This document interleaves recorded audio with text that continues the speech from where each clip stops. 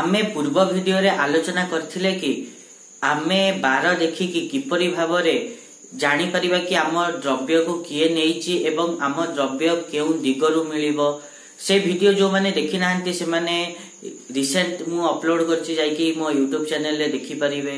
आज आमे से वीडियो को आगु को बढ़िया को जाई आलोचना करिबा कि जदि आपण मानकर जिनिस चोरी हेइची ताहाले आपण मानकर से जिनिस मिलिबो अबा मिलिबो नाही से विषय रे आज आमे आलोचना करिबा। नमस्कार मु सुआशीष पुंठ स्वागत करछि मो YouTube चैनल को। आज आमे जानिबा कि किपरि आपण माने निज बार माने जो दिन आपण मानकर जिनिस चोरी हेइची से नक्षत्र को देखि किपरि जानिबे कि आपण मानकर जिनिस जो हजिची मिलिबो अबा नाही। सेति पई आमे 27 गोटी नक्षत्र को चारि भाग रे विभक्त करिचु।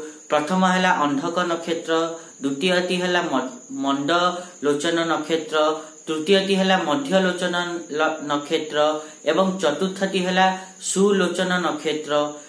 एही परि भाबरे 27 नक्षत्र को चारि भाग रे विभक्त करी आमे जानिबा कि हमर जो द्रव्य चोरी हेइची सेटा मिलिबो अबा नाही से विषय रे आज आमे डिटेल्स रे आलोचना करिबा।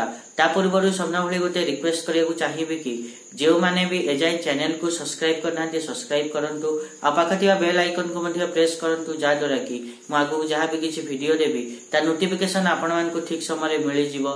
तो चलंतु एबे जानिबा कि प्रथमे अंधक नक्षत्र कोन, रोहिणी नक्षत्र, पुष्या नक्षत्र, उत्तरा फाल्गुनी नक्षत्र, ता छडा विशाखा, पूर्वाषाढ़ा, धनिष्ठा, रेवती एई सबु नक्षत्र को अंधक नक्षत्र कहा जाए। एवं एही नक्षत्र जदि आपण मानकर जिनिस चोरी होउची ताहले से जिनिस मिलिबार बहुत संभावना थाए। नेक्स्ट जदि आमे मंडलोचन नक्षत्र विषय आलोचना करिबा ताहले मृगशिरा, अश्लेषा, हस्ता, अनुराधा, उत्तराषाढ़ा ता सहित शतभिषा एवं अश्विनी नक्षत्र को आमे मंडलोचन नक्षत्र बोली कहि थाउ।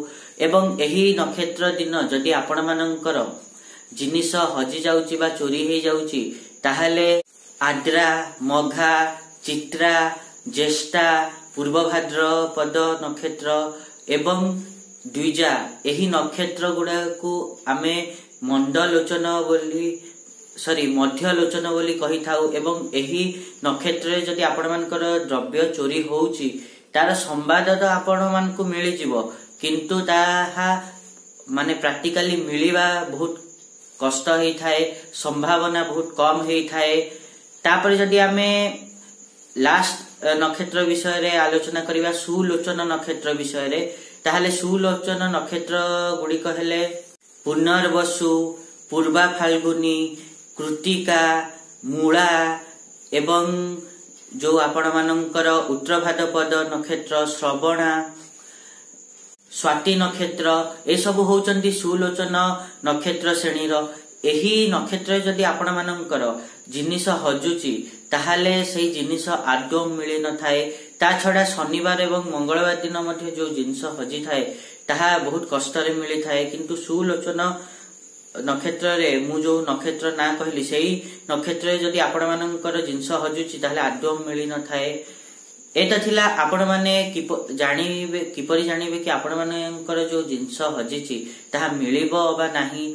आशा करछि कि मु जा कहली आपण माने ठीक रे बुझी पाथिबा। जदि वीडियो भल लागिची ताहले निहाती रूपे वीडियो को लाइक करंतु, शेयर करंतु आ चैनल को सब्सक्राइब करिया पय तो जमाई भूलंतुनी। आज पय टिकी देखाबा नेक्स्ट वीडियो रे। रहुची नमस्कार।